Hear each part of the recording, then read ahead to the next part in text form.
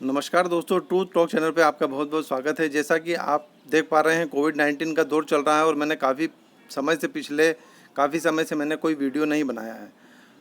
हमारा मकसद है सूचना के अधिकार को जन जन तक पहुंचाना। हर एक घर के हर मेंबर को ये पता होना चाहिए कि आरटीआई एक्ट क्या होता है, आरटीआई से हम किस प्रकार की सूचनाएं प्राप्त कर सकते हैं, सूचनाएं क्या होती हैं, सूचनाएं हम कैसे प्राप्त करें, उसकी फ़ीस क्या क्या होती हैं। इन सब के बारे में जो डिटेल जानकारी है वो इस चैनल का मकसद है कि आपको जानकारी प्राप्त हो। What is the information and what are the applications, what type of applications and where uh, applications will be applied for the information। भाई सूचना कैसे प्राप्त करेंगे, क्या क्या सूचनाएं होती हैं, इन्फॉर्मेशन का मीनिंग क्या क्या है, ये तो आपको मैंने जानकारी दे ही रखी है। और आज के इस वीडियो में मैं आपके लिए लेके आया हूँ धारा 7 के अंतर्गत बहुत सारी उपधाराएँ भी हैं। There are many subsections among the article number 7 of RTI. आपको मैं जानकारी देना चाहता हूं कि धारा 7 की धारा 1 में क्या क्या है। धारा 5 की उपधारा 2 जो आर्टिकल 5 की सबसेक्शन 2 के अंतर्गत जो आता है कि 100 दिन के अंतर्गत सूचना आयोग के गठन के 100 दिन के भीतर प्रत्येक विभाग का यह दायित्व होगा कि वो प्रत्येक ब्लॉक में, प्रत्येक ज़िले में और प्रत्येक तहसील लेवल पर एक लोक सूचना अधिकारी का गठन करेंगे। और उसके बाद में धारा 6(3) भी आएंगी। 6(3) के अंतर्गत ये है कि यदि किसी विभाग को ऐसी जानकारी मिलती है कि वह उसके कार्यालय से संबंधित नहीं होते हुए उसके किसी दूसरे कार्यालय से संबंधित हैं, तो वो उस विभाग में या उस कार्यालय में उस जानकारी को देने के लिए उस आवेदक का आवेदन जो है मूलतः हस्तांतरित करेगा और एक कॉपी उसको आवेदक को भी देना होगी। ये धारा 6(3) है। उसके अंतर्गत वो आगे की कार्रवाई करेगा। और इस प्रकार से धारा 5 की सबसेक्शन 2 और धारा 5-6 की उपधारा 3 के अंतर्गत रहते हुए इस तरीके की एप्लीकेशंस को वो लेगा और 30 दिन के भीतर इसका निपटारा करेगा। धारा 8 और धारा 9 के अंतर्गत ये है कि अगर जानकारी देने से वो डिनाई करता है तो धारा article number 8 and article number 9 के तहत आरटीआई के वो उस अनुरोध का निपटारा करने से मना करते हुए उसको 30 दिन के भीतर उसकी जानकारी देगा कि आपको धारा 8(j) या 8(9) या 9 के अंतर्गत इन सूचना को इस कारण से देने से मना किया जाता है। और उसके बारे में ये डिटेल भी लिखना चाहिए कि क्यों या किस कारण से, मतलब स्पीकिंग ऑर्डर होना चाहिए, न कि किसी धारा का उल्लेख करते हुए आपको देने से मना किया जाता है, ऐसा लिखना चाहिए। और उसका कारण भी बताना चाहिए। समुचित व्यवस्था भी ये करना चाहिए कि आवेदक ने पहले कभी आपको जान से मारने की धमकी तो नहीं दी है, या फिर इस तरीके का कोई आप आर्टिकल का यूज़ कर रहे हैं तो उसका आपराधिक रिकॉर्ड होना भी आवश्यक है कि आपने इस कारण से उसको जानकारी देने से मना किया है। और या तो फिर राष्ट्रद्रोह का कोई मामला हो तो उसमें ये धारा 8 और धारा 9 लागू होती हैं। यह धारा 7 की उपधारा 2 में है कि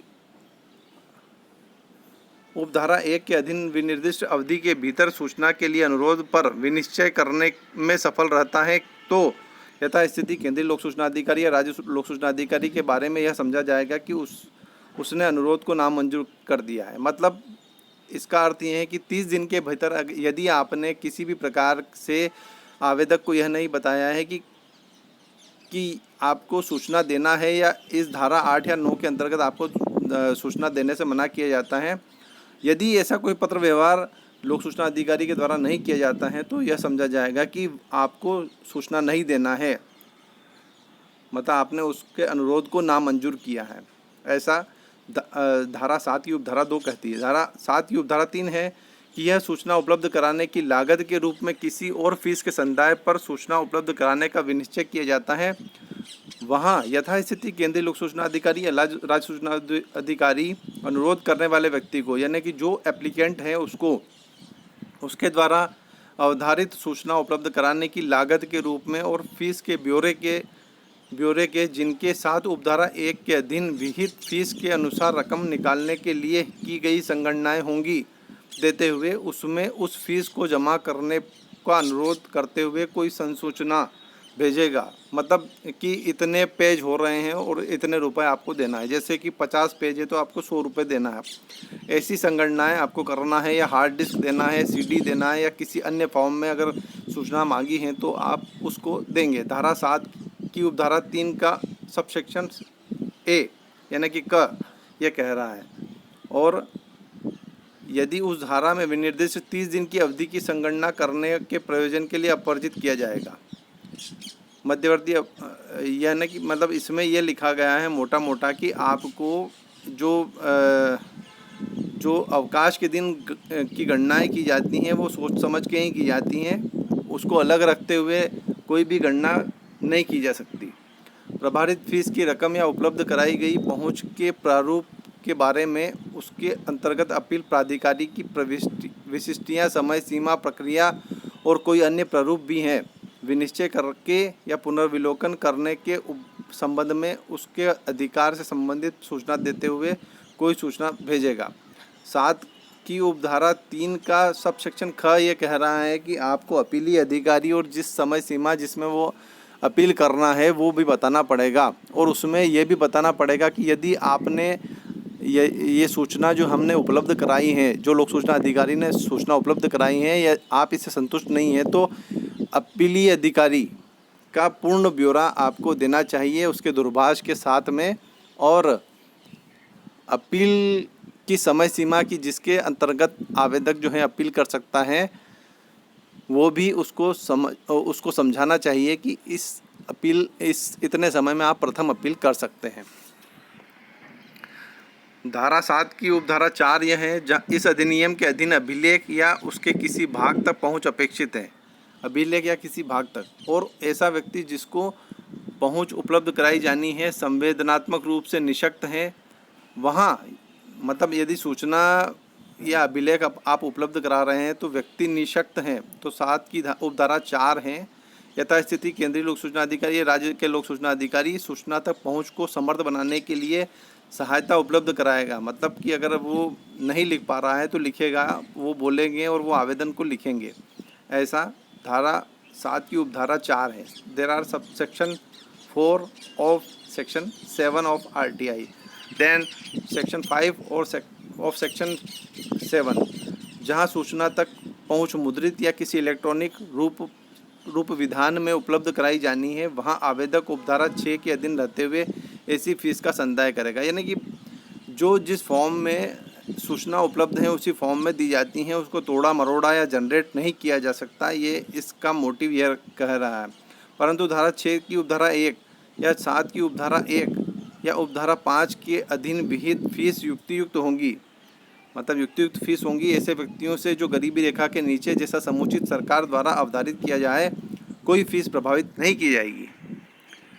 धारा 6 subsection 6 of article 7 of RTI act उपधारा 5 में किसी बात के होते हुए जहां लोक प्राधिकारी उपधारा 1 में विनिर्दिष्ट समय सीमा का अनुपालन करने में असफल रहता है, वहां सूचना के लिए अनुरोध करने वाले व्यक्ति को प्रभार के बिना सूचना उपलब्ध कराई जाएंगी। यदि समय सीमा 30 दिन के जो 30 दिन की समय सीमा उपधारा 1 में स्पष्ट दी गई है, उसके बाद में यदि कोई आप सूचना उपलब्ध करा रहे हैं तो समुचित जो है अगर सूचना उपलब्ध कराई जाएगी तो उसको निःशुल्क उपलब्ध कराई जाएगी। किसी भी हाल में आप उससे फीस नहीं ले पाएंगे। उसके बाद में धारा 7 जो है उपधारा 1 के अधीन कोई विनिश्चय करने के पूर्व यथास्थिति केंद्रीय लोक सूचना अधिकारी, राज्य लोक सूचना अधिकारी धारा 11 के अधीन पर व्यक्ति द्वारा किए गए अभ्यावेदन को ध्यान में रखेगा। मतलब धारा 11 के अंतर्गत किसी थर्ड पार्टी की जो सूचना है वो अगर उपलब्ध करानी है तो केवल उसकी आपत्ति मात्र, ये आपको लोक सूचना अधिकारी को ये भी ध्यान में रखना चाहिए कि अमुक जो सूचना है वो लोकहित में हो तो आप लोकहित के कारण जो है थर्ड पार्टी की इन्फॉर्मेशन को पब्लिक कर सकते हैं। ऐसा कोई विशेष प्रावधान नहीं है कि कोई गोपनीय सूचना है, किसी का घर बर्बाद हो जाएगा इस सूचना के बाहर आने से। धारा 8 है जहां किसी अनुरोध को उपधारा 1 के अधीन अस्वीकृत किया गया है, यानी कि डिनाई किया गया है इन्फॉर्मेशन देने से, वहां यथास्थिति केंद्रीय लोक सूचना अधिकारी या राज्य का लोक सूचना अधिकारी ऐसी अस्वीकृति के लिए कारण, मतलब स्पष्ट कारण होना चाहिए। 8J के अंतर्गत या 8E 8 जो भी आपको देना है 8 या 9 के अंतर्गत ऐसी अस्वीकृति के कारण भी देना होंगे। यह अवधि जिसके भीतर ऐसी अस्वीकृति के विरुद्ध कोई अपील की जा सकेगी। धारा 8 में अपील की जा सकेगी और अपीलीय प्राधिकारी की विशिष्टियाँ भी आवेदक को उपलब्ध कराई जाना सुनिश्चित करना चाहिए। धारा 9 है किसी सूचना को साधारणतया उसी प्रारूप में उपलब्ध करा जाए जिसमें उसे मांगा गया है। जैसे किसी ईमेल पे कोई मेल आया है, मान लीजिए आपको दिल्ली से कोई मेल आया है और वो मेल ऑफिशियल है, तो आपको इनबॉक्स की जानकारी देना अनिवार्य हो जाएगी। आप अगर गवर्नमेंट मेल आईडी यूज़ कर रहे हैं तो गवर्नमेंट मेल आईडी को दिनांक के मान से कोई भी व्यक्ति मांग सकता है, वो किसी के घर की जानकारी नहीं हो सकती। प्रश्नगत अभिलेख की सुरक्षा व संरक्षण के प्रतिकूल न हो, मतलब जिस फॉर्म में सूचना उपलब्ध है उसी फॉर्म में आप तक पहुंचाई जाएगी। यही आरटीआई की धारा 7 के अंतर्गत मैंने आपको पूरा ब्यौरा दिया है। इस धारा 7 जो बेसिकली होती हैं वो सूचना को उपलब्ध कराने के लिए लोक प्राधिकारियों के लिए बनी हुई है, और लोक सूचना अधिकारी इसको कैसे फॉलो कर रहे हैं इसके बारे में जानकारी दी जाएगी। आपको ये जानकारी मैंने दी है। आपको मेरा ये चैनल पसंद आ रहा है तो प्लीज़ लाइक कीजिए, सब्सक्राइब कीजिए और सूचना के अधिकार की जानकारी जन जन तक पहुंचाने में आप हमारी मदद कीजिए। इसी प्रकार से आपको मैं एक केस स्टडी भी लाऊंगा जिसमें किस प्रकार से आवेदक को व्यक्तिगत रूप से उसकी मानहानि की जाती है, उसे सेवा से कोई बर्खास्त किया गया है, या किसी भी प्रकार के ऐसे शब्द नहीं यूज़ करना चाहिए किसी भी आरटीआई या फिर लोक सूचना अधिकारी को। लोक सूचना अधिकारी को ये ध्यान में रखना चाहिए कि किसी के व्यक्तिगत रूप से आप उसको बदनाम नहीं कर सकते, और यदि कोई इस प्रकार की टिप्पणी अपने फैसलों में या पत्राचार के माध्यम से किसी ऑफिशियल में करता है तो सूचना के अधिकार के तहत आवेदन देने वाला आवेदक जो है उसे हाई कोर्ट के अंदर चैलेंज करे और उस लोक सूचना अधिकारी को दंडित करवा सकता है। यही इन्फॉर्मेशन मैं आपको सामने प्रस्तुत है। आप अधिक जानकारी के लिए ट्रूथ टॉक के साथ बने रहिए। जय हिंद।